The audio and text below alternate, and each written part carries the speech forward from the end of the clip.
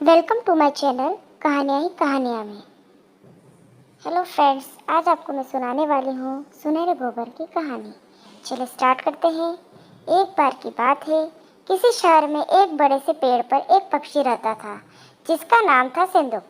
सबसे चौंकाने वाली बात यह थी कि उस पक्षी का मल सोने में बदल जाता था। यह बात किसी को भी पता नहीं थी। एक बार उस पेड़ के नीचे से एक शिकारी गुजर रहा था। शिकारी उस पेड़ के नीचे आराम करने के लिए ठहरा।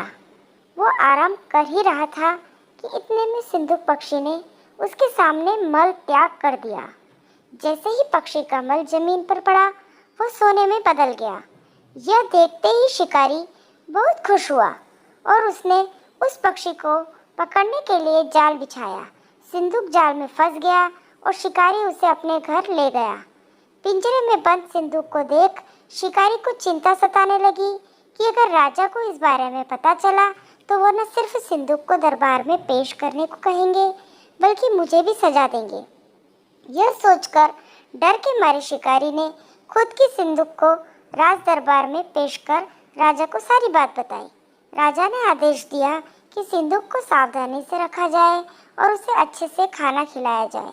ये सब सुनने के बाद मंत्री ने राजा को कहा, आप इस बेवकूफ़ शिकारी की बात पर भरोसा मत कीजिए। कभी ऐसा होता है क्या कि कोई पक्षी सोने का मल त्याग करे? इसीलिए अच्छा होगा कि इसे आज़ाद करने का आदेश दे। मंत्री की बात सुनकर राजा ने चिड़िया को आज़ाद करने का आदेश दिया। सिंदूक उड़ते उड़ते राजा के दरवाजे पर सोने का मल त्याग करके गया। यह देखते ही राजा ने मंत्रियों को उसे पकड़ने का आदेश दे दिया, लेकिन तब तक वो पक्षी उड़ चुका था। उड़ते उड़ते सिंदूक कह गया, मैं बेवकूफ़ था जो शिकारी के सामने मल त्याग किया। शिकारी बेवकूफ़ था जो मुझे राजा के पास ले गया। राजा बेवकूफ़ था जो मंत्री की बात में आ गया। सभी बेवकूफ़ एक ही जगह ही है। कहानी में सीख, कभी किसी दूसरे की बात में नहीं आना चाहिए और अपने दिमाग से काम लेना चाहिए।